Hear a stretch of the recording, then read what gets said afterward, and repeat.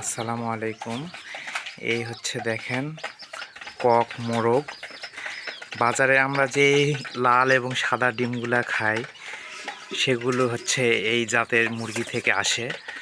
তো আমার কাছে 9টা কক মোরগ ছিল, তার মধ্যে আমি হচ্ছে 2টা কক মোরগ রাখছি। 2টা কক মোরগ রাখছি এই কারণে যে এই 2টা দিয়ে আমি দেশি মুরগিকে ব্রিডিং করাবো এবং দেশি আর ককের বাচ্চা কেমন আসে এবং তাদের গুণাগুণ বৈশিষ্ট্য কেমন হয় এটা হচ্ছে দেখার জন্যই আর কি রাখা হয়েছে। তো ওই যে দেশি মুরগি থেকে আমি বর্তমানে ডিম দিচ্ছে কক মুরগি আর দেশি মুরগির মিশ্রণে যে বাচ্চাগুলো আসবে আমি পরবর্তীতে আপনাদেরকে আপডেট জানাবো। এই কক মুরগির বৈশিষ্ট্য হলো এরা খাবার কম খায়, খুব তাড়াতাড়ি বড় হয় এবং হচ্ছে আপনার মাংসের টেস্ট যেটা হচ্ছে ব্রয়লার এবং অন্যান্য মুরগির তুলনায় অনেক ভালো আর কি। তো এই জন্যই রাখা।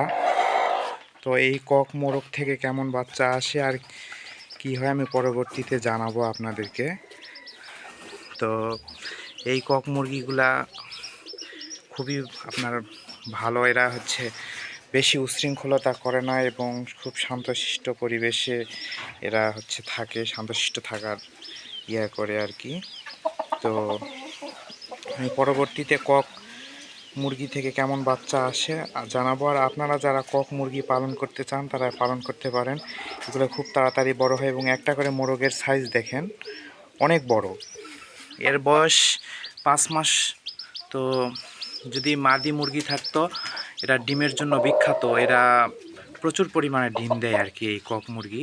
তো আমার দুর্ভাগ্য যে আমার 9টা মোরগ ছিল, 9টাই মোরগ, কোনো মাদি মুরগি আমি পাইনি। সেজন্য আমি দেশিকে দিয়ে হচ্ছে ক্রস করাবো। তো ক্রস করানোর পর কেমন বাচ্চা আসে, কেমন বৈশিষ্ট্য হয়, ওগুলো কি ককের মতোই ডিম দেয় নাকি হচ্ছে কি হয়, সব কিছুই আমি আপডেট জানাবো ইনশাল্লাহ। তো ভালো থাকবেন, সাথেই থাকবেন।